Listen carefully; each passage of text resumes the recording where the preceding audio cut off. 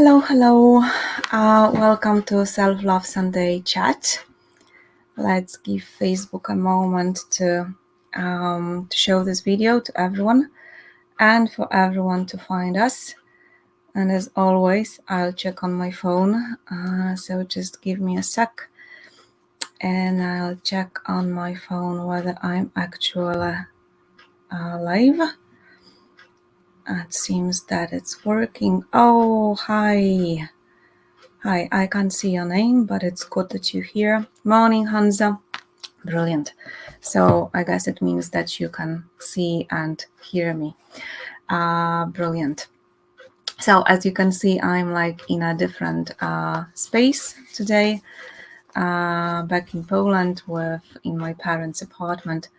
So it feels like a bit weird with this different camera and generally different setting.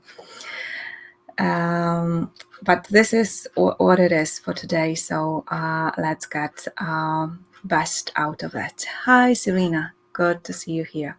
Brilliant. All right. So we are here today to talk about 3 myths about the inner child work, and these are the things that quite often stop us from doing this work in the first place, but also that prevent us from diving really deep so that we can get most results out of this work, because this is a truly magical and transformative work. And sometimes we don't realize that building this trusting and loving relationship with our inner girl is really the foundation of self-love. Because if you want to love yourself, if you want to truly and authentically love yourself, you need to acknowledge and accept and love all these parts of yourself that come from the past. They are all a part of you, right? So we are going to dive really deep into all that at the end of the month, because we are going to have another self-love retreat, which will be a totally different thing. This month it will be an inner child retreat, really. So if you're not signed up yet, there is a link in the description, and I hope you will join us, because this will be like amazing 3 days going really deep into this work. But for today, let's talk about 3 things that can like stand in our way to getting this beautiful connection and relationship with our inner girl. So the first one is something that I come across very often with my one-on-one clients. So sometimes when they start this work, when they come to me, they would say like, it's better not to dig up the past. It's best not to open old wounds. The past is gone, and let's leave it that way. And sometimes we think that the past is gone, it's done, there's nothing we can do about it, so it's better to just leave it. And sometimes we think that our childhood was okay, was relatively happy, and it's just a waste of time to go back and talk about it. So yeah, just give me yes or no in the comments if you sometimes have this thought that it's better not to look into the past, or that what you find there might be too difficult, so it's better just to go on with life without looking back too much. I think we have this thought from time to time, all of us. So when a client comes to me and they start that way, I always agree. Yes, it's not my role to tell anybody what they should work on or what they shouldn't work on, or what they should talk about, what they shouldn't talk about.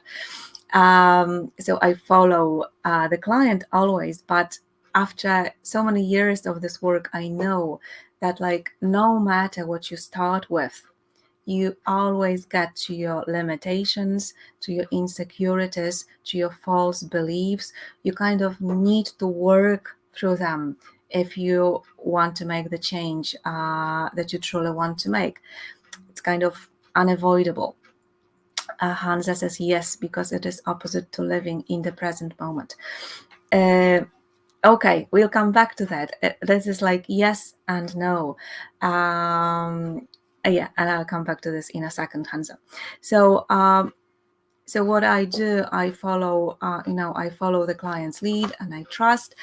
And the truth is, it probably has never happened to me that I worked with somebody without touching on their childhood.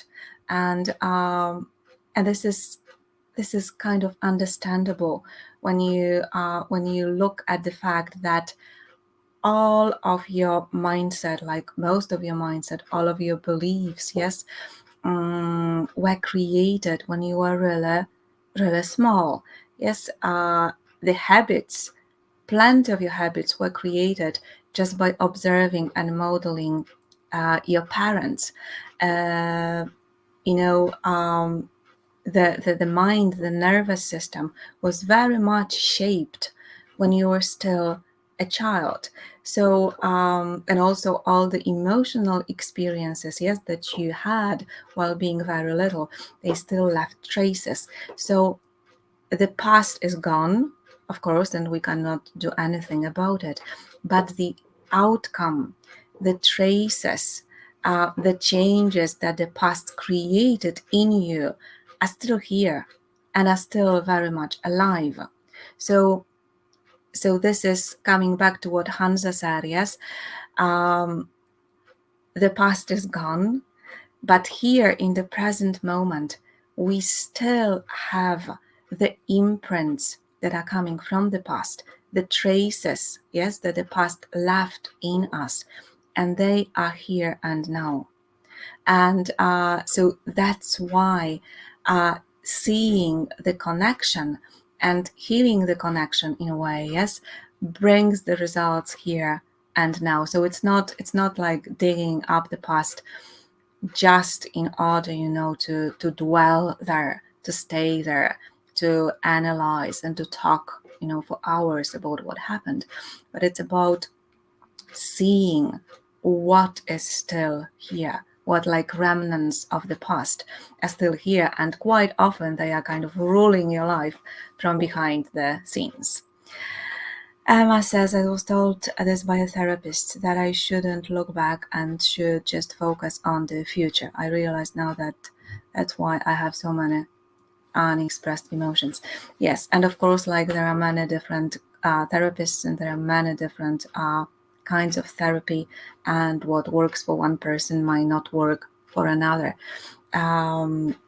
For me, and from my experience, yes, not resolving things from the past is a huge like hindrance for us to be able to live fuller.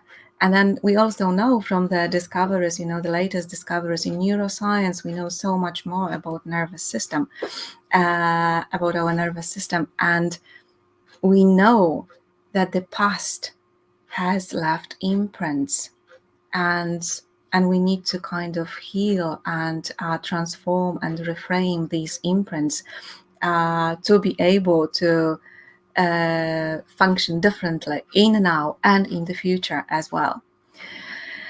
Brilliant, Hansa, great. Serena says, I look back. I knew it was affecting me, but I didn't know was addressing and even how to. I found a brilliant coach that worked with me. Exactly. Yes. Brilliant. So you can see how helpful this can be. Yes, of course, like the personality disorders is something that we work with in therapy. So there are plenty of things that can be done about it. Brilliant. Thanks, Emma. Thanks. I'm happy it makes sense to you. So, and also like you don't have to believe me. Yes, it's the easiest way to see it for yourself is to look at your triggers. So for a moment, just think about, these situations in your life when something triggers very intense emotions. So, when people or situations or events press your buttons. So, it can be something a person says or a person does. It can be something you see in your surroundings, a situation that has occurred that kind of causes this rush of emotions that might feel even out of your control. And that is like a recurrent thing. So if you can think about something and you have some examples, that would be great if you could put them in the comments. Because all of these situations, when we really look into them and connect to the emotion and connect to the memories as well, we can easily see that they very often has more to do with your past than with your present. So, like for example, if you had a difficult experience in your preschool or earlier in primary school with not being accepted by your friends, maybe being rejected or being left out, and this was the experience that really bothered you at the time.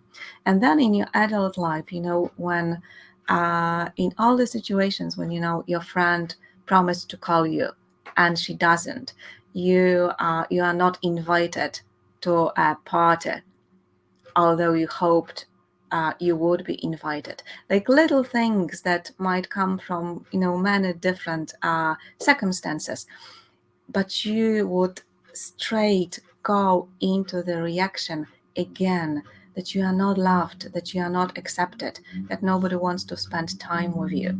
Yes, this is what's going on in your head, although in reality there might be plenty of other explanations about what's going on. Like for me, I had this experience when my father gave me a lot of silent treatment when I was a child. So it was always because I did something wrong, and he would stop talking to me for weeks and sometimes for months.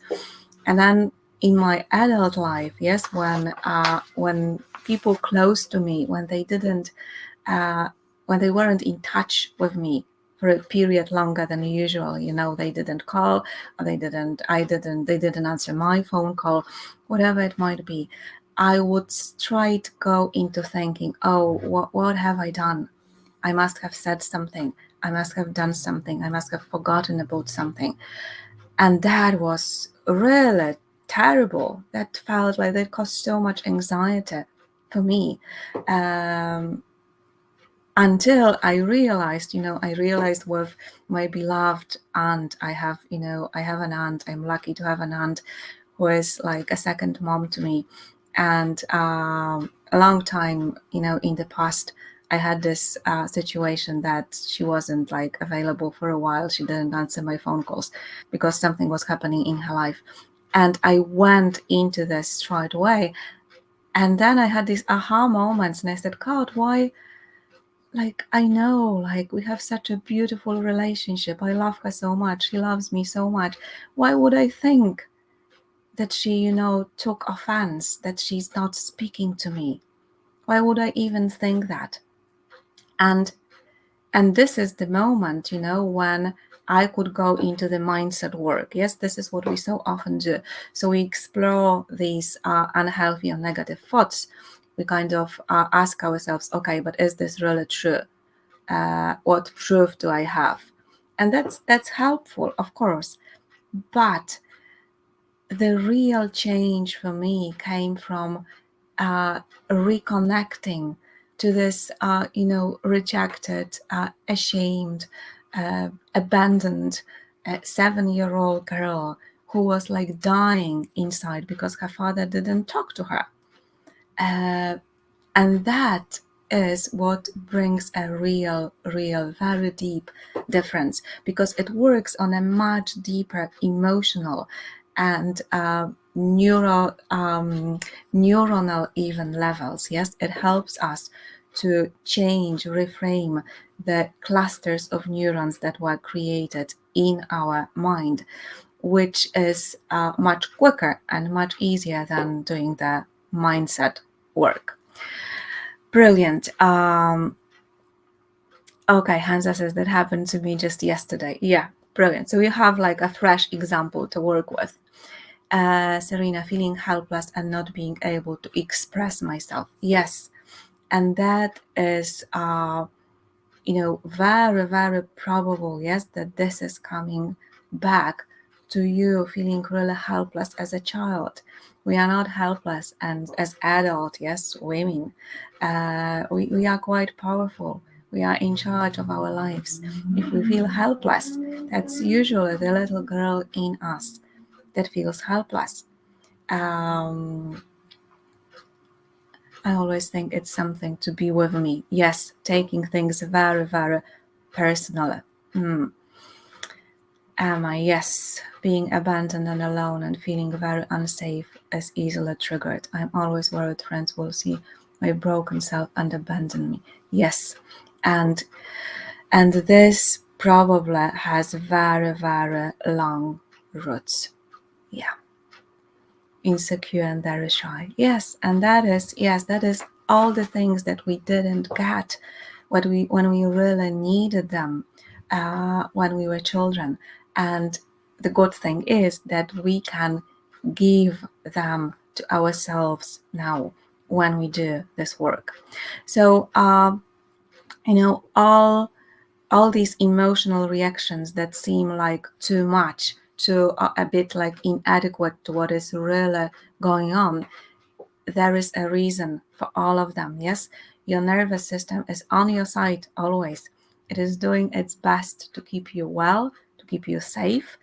It just has a very outdated information, yes, or it functions on the basis of things that are long, long, long gone.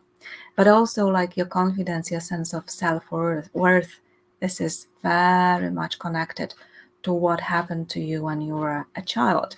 If you struggle in your relationships, so everything about setting healthy boundaries, speaking up, saying no, there is a reason for that as well. If you struggle with creating or maintaining intimacy or closeness, there is a reason for that as well. If you find it hard to accept your body, there is a reason for that as well. And more often than not, these reasons come from our childhood. So that's why it's so important to give yourself a bit of time, a bit of reflection, and a bit of practice with understanding and healing whatever these links are. And sometimes these are like big things, and sometimes these are tiny things. So just to give you one more example, I just recently worked with a client who suffered with severe anxiety. That's why she came to me. And she had, and it started suddenly, seemingly with no cause. She was 45 when she came, no history of anxiety previously. It just started to happen. She started to have panic attacks, and started to feel this extreme worrying about the health, her own health, but even more the health of her loved ones. So that was really making it quite difficult for her to function normally, because it was like really serious, severe anxiety. And so, of course, like there are many ways of working with that. Yes, there is. We can learn how to calm our nervous system. Yes, how to breathe, how to be here and now, to manage this anxiety better, and it's all very, very helpful.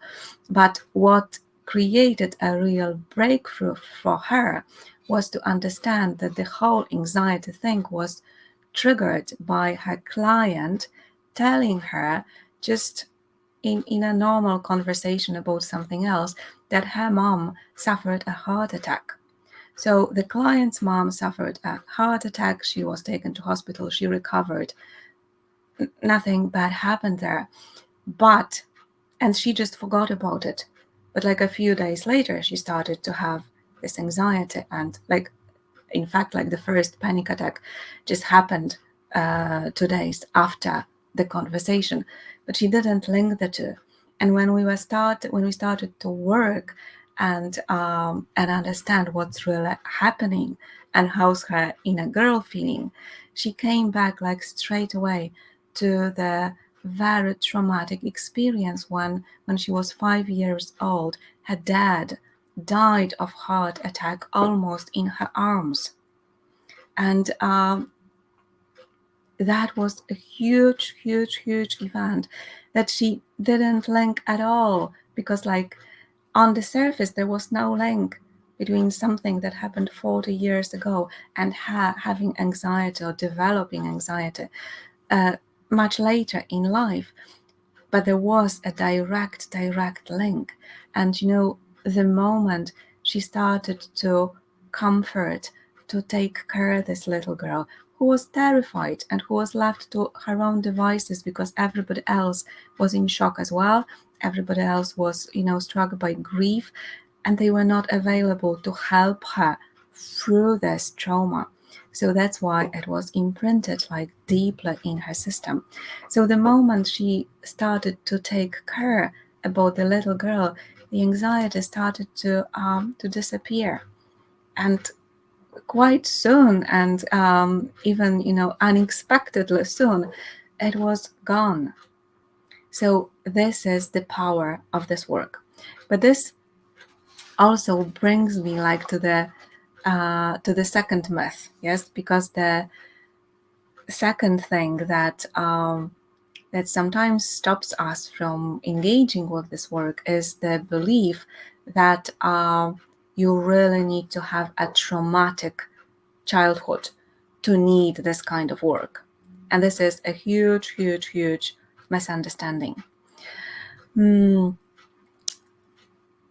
People, I'm just reading a comment now, people in family putting us down, and then others feeling still rejected in adult life at times. Yes, exactly. This is just repeating the same old hurt and wound, being seen as bad because you live your life not according to them, suffering in time because of this, not good enough in their eyes. Yes, and when we feel not good enough in our parents' eyes, yes, then we kind of internalize this becomes our truth, and then we kind of feel bad in everybody else's eyes long, long, long after our childhood has ended. So this is again bringing back this little girl and reframing whatever she believed in, yes, changing all these false assumptions that she has made when she was very little. All right, so you don't need to have a very difficult or traumatic childhood to benefit from the inner child work. Every childhood leaves traces. Even if your parents were really good, they weren't perfect. And at times, at home or at school or in your peer group, you didn't get what you really needed to get. And trauma as well, whether the event is traumatic or not, does not depend on the event.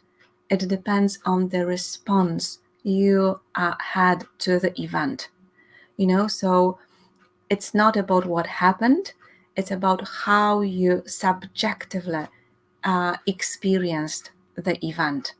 So for me, just to give you an example, I have a very traumatic memory, and it is a memory from a Sunday walk with my dad and my dad's dad, my beloved granddad. So we are having a walk, and I was sitting on my granddad's arms.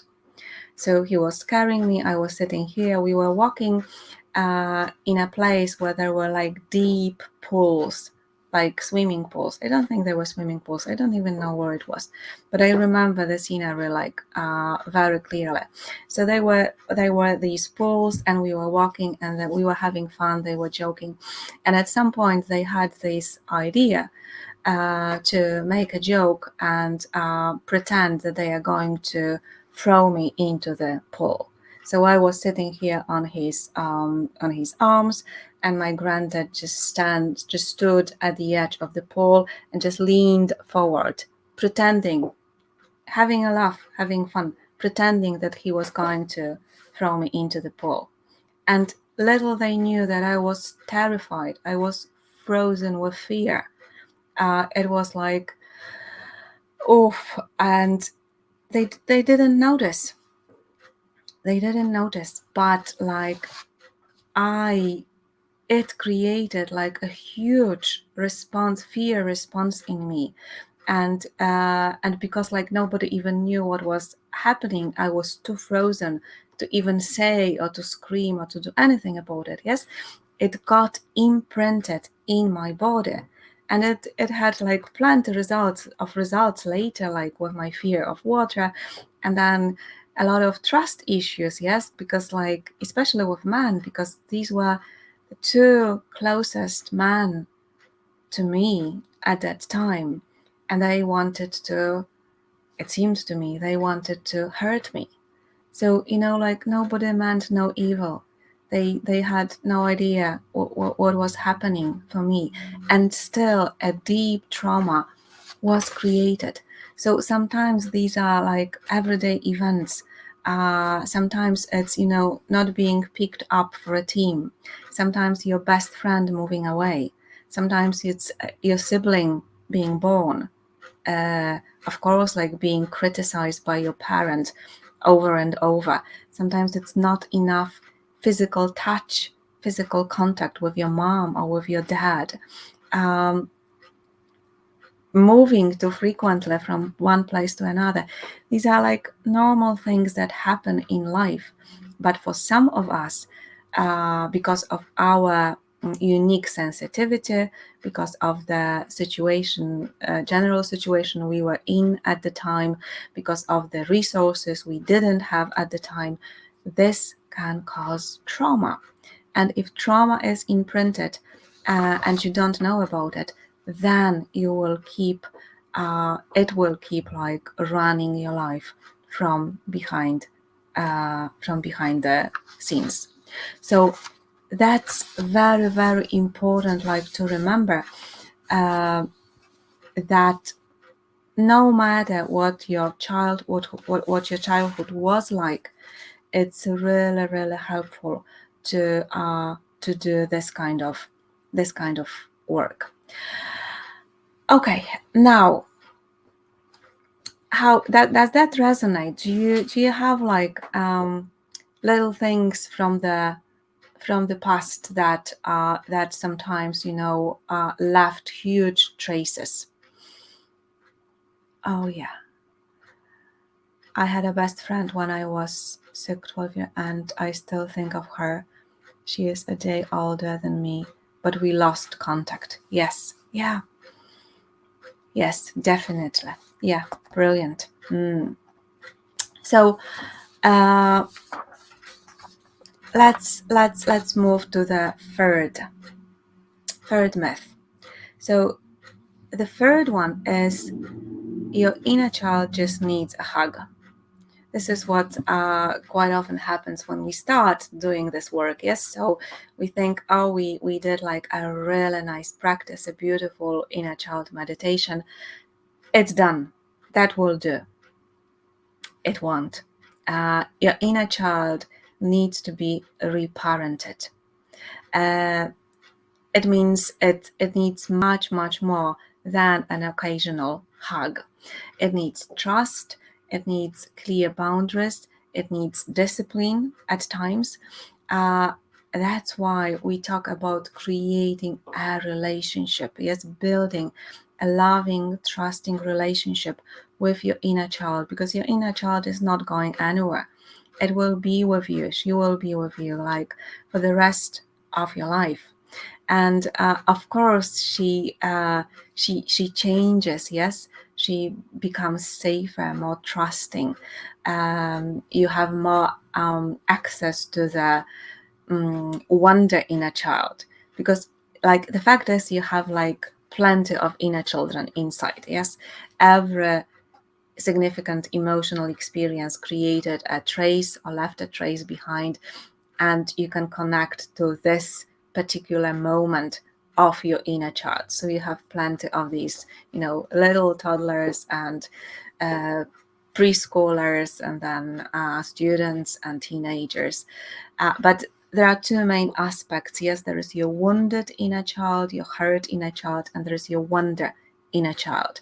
So the better relationship you build with her, the more access you have to the wonder inner girl. And she is all about playfulness and creativity, spontaneity, about, being really deeply connected with your body, with yourself, with other people. She's all about trust and true and deep connections with others. Yes, so she has beautiful gifts to bring to you. But because this is such an emotional work, and sometimes, yes, we have huge breakthrough with this work.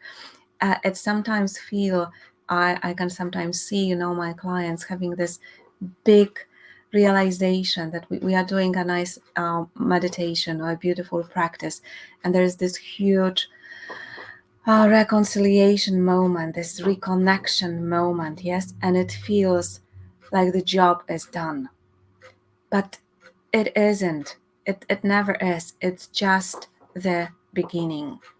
I'm looking at the comments. Often triggers can't work out which childhood experience it relates to. Yes, and sometimes we don't need to. Like pinpoint precisely where the reaction is coming from. So yeah, that's another. We could add another myth here, Hansa. Thank you very much. You just reminded me of something that is really important to mention. You don't have to go to each and every difficult event in your childhood to feel the difference. Yes, it would be like undoable even, and would take years of work probably. Yes, so it's not about that. We work with the inner girl. Yes, we build this relationship, and sometimes it's enough to visit a few major things. Sometimes some little things come to the surface, but once you don't have to be very specific with this work. You once you address the major issues, yes, they kind of spread into all the other things that happened. So it's all integrated together. And it's not necessary to be very, very specific with that. Serena, yes, your best friend, very ill and died at the age of 9. Oh, yes, no one would talk about it.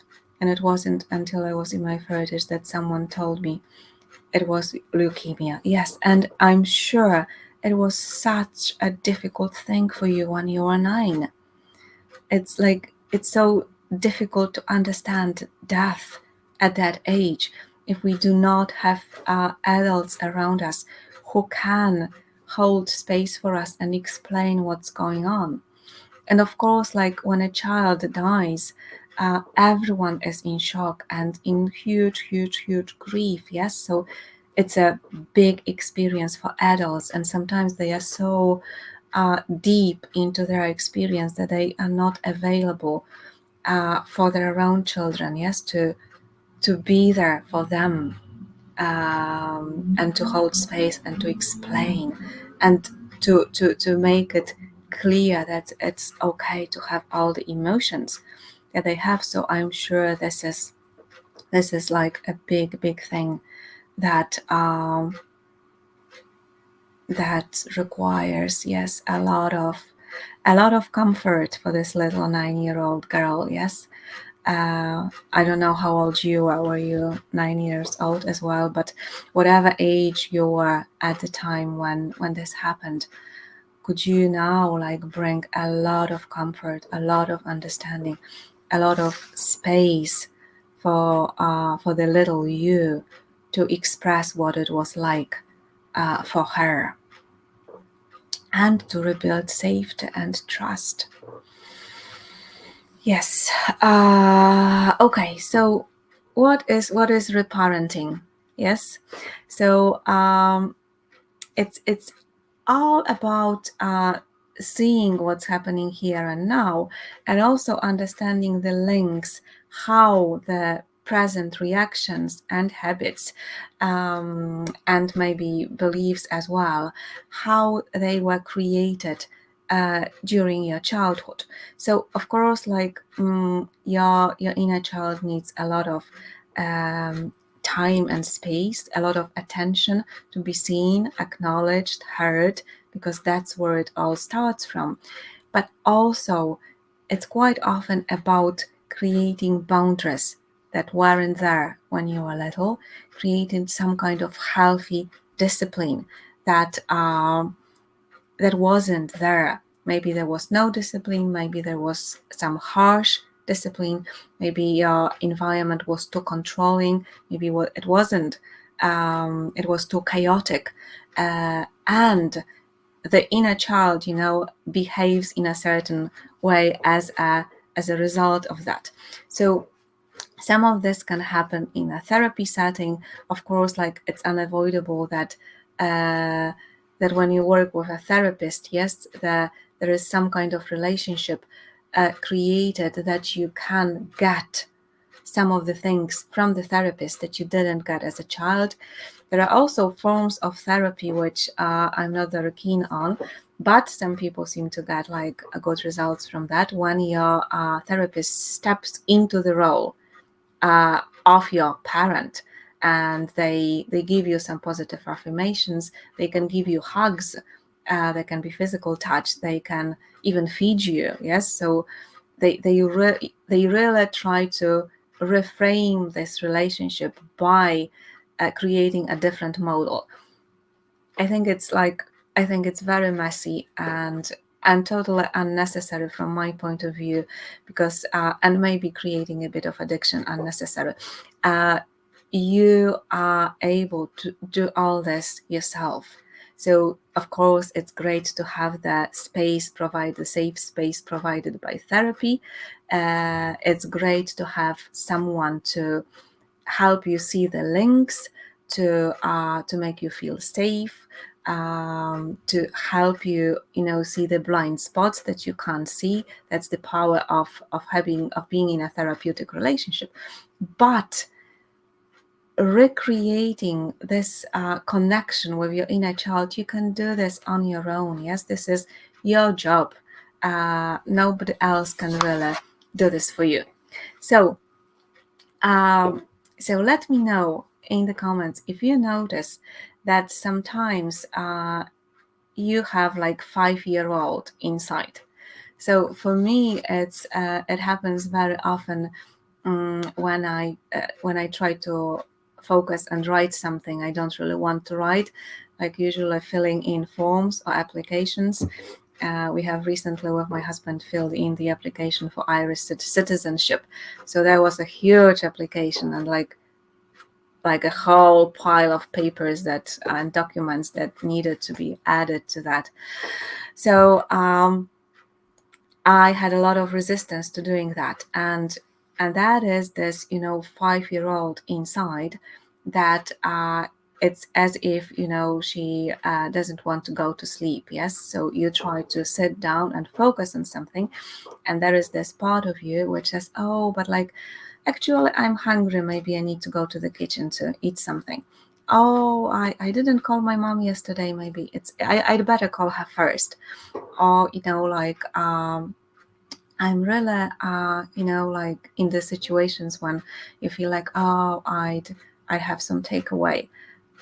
your child says, I have some takeaway. I really want takeaway today. Please, please, please buy me a takeaway. Although your adult part, yes, have just decided to go off the junk food. So this is this there's this sense of I really want it, I want it now. Yes, it's nothing else matters, I just want it. This is a child part. Yes, can you does that sound familiar? Yes, I think we all have this part of ourselves that that kind of mess up our adult decisions and our adult choices quite often. And this is the part that needs reparenting as well. Yes, so what would a good parent do in such a situation? So when a 5-year-old doesn't want to go to sleep, when a 5-year-old like throws a tantrum in the middle of a shop because she wants a toy, Serena says, "Oh yes, exactly." And it is also about like this is also inner child work. This is also like reconnecting to this little girl and being a good mom to her, setting healthy boundaries, yes, creating a healthy discipline for her, but also listening, being with her, listening to her, yes, all that. And you might imagine that this little inside girl is your like is like your child. Sometimes it's easier, yes, to not think about our inner parts, but just to imagine she's like a child, and because she is like a real child. So she needs all the things that your child needs. When someone does not phone on time, yes, that's a nice trigger. I think quite common as well. Okay, brilliant. So it's not just about going back like and reclaiming these parts of yourself that you kind of left behind because they were too painful, and hugging and comforting them, but also recognizing all these little parts that are very alive right now and that behave like a 3-year-old or 5-year-old and 7-year-old, and being a good parent to them. It makes life so much easier once we do this. And the last thing that I wanted to mention, yes, and that's why it's so important for us to do like retreats like this. So just make sure you join us at the end of the month, because this will be a 3 days that will allow you and give you a lot of opportunities to reconnect to your inner girl on many different levels. So this work never ends. Yes, you might think that you can do it and it's done, but unfortunately, it's not true about anything in relation to our self-development work. Yes, I went for my first psychologist appointment when I was a teenager, but it was just one off, I think, maybe 2 or 3 off, sporadically. And then, but I started my own therapy when I was in my early 20s, and I just turned 50 now, and I'm not done, and I don't think I will be done ever. Like it's a lifetime. It's a life process. It takes a whole life because we always grow and develop, and that's the beauty of this work. And I love the way Louise Hay used to talk about it. Yes, that when you start this work, you have huge boulders blocking your path. So you do a lot of work to kind of push them aside, to make your way through, to through like in between, or push the boulders aside. And that's quite often hard work. But at some point you got to a point of the path where there is just gravel, you can handle gravel, right? It's not a big deal. And so at this point, it gets so much easier. Your quality of life changes. You have this gravel, and occasionally, of course, you have like a bigger rock, or maybe even a boulder, like from time to time. But once you've made your way through the initial huge boulders, life gets so much easier, so much more peaceful, and you start to love it, your life and yourself, so much more. So it's really worthwhile to push through. Although it's not really pushing through, we can work with easiness and lightness and gentleness. Okay, Emma says there's a part of me that tells me that I'm too broken for any of this to work, so it's not worth trying. And also, it's really hard to motivate myself to do these practices. I procrastinate and I don't do it. Do you have any tips, please, of how to overcome this? Yes, so that is also something that your inner girl must have believed in. Yes, the fact that you are broken, and the fact that nothing is going to help. So this is probably also about looking, where is this coming from? Where is this? And I think the retreat will be very helpful. And of course, like some one-on-one work would be helpful as well, to pinpoint where is this belief coming from, because sometimes when we find the root cause, it's so much easier to let go.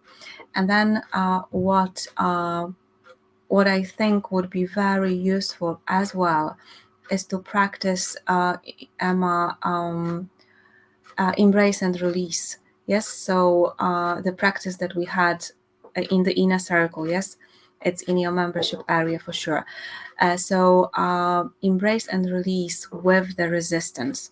So whenever you feel a resistance to do some practice, yes, you feel like doing some practice, but you feel the resistance, do a quick embrace and release with the resistance, because this resistance work can help very much to push through and to move forward with the practices.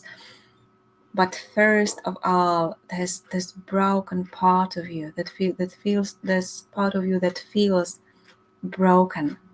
Can you really acknowledge this and make space for it and listen to it, what it needs? Maybe it needs something else than the practices right now.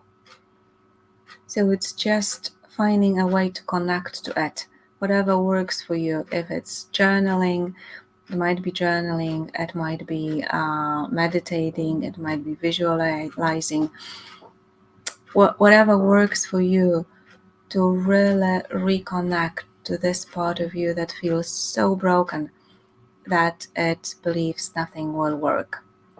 Make space for it, and that should help. And you are in the inner circle, so we are having like our own live inner circle next week, so we can come back to that on our call as well. Thank you for your kind words.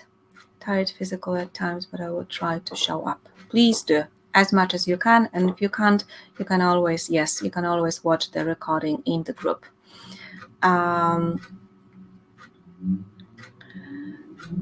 Yes, inner child work will help with personality disorder as well.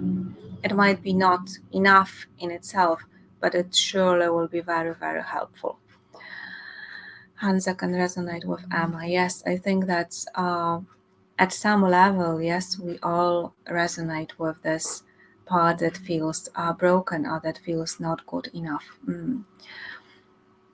There are recordings in the inner circle membership area, yes, but not everybody here on the call is in the inner circle, so you can also find them scrolling down through the group.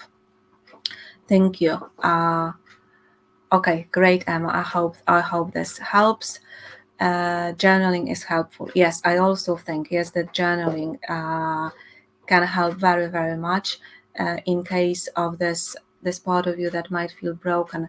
You might write a letter from this part to yourself, and then write a reply from your adult self. But it's usually best to first write a letter from this part, so that this part has a chance to express itself, yes, and say and tell you whatever it needs to tell you. Brilliant. So thank you so much. There is a link, as I said, there is a link in the description to sign up for the Inner Child Retreat.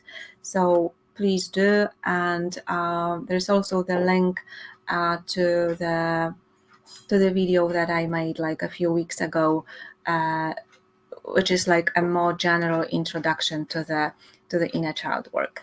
So thank you so much. Have a beautiful Sunday. I'm going to enjoy the summer weather that we are having around here, and try to spend as much time outside as I can. And I hope you'll have a beautiful Sunday too. So thanks very much, and bye for now.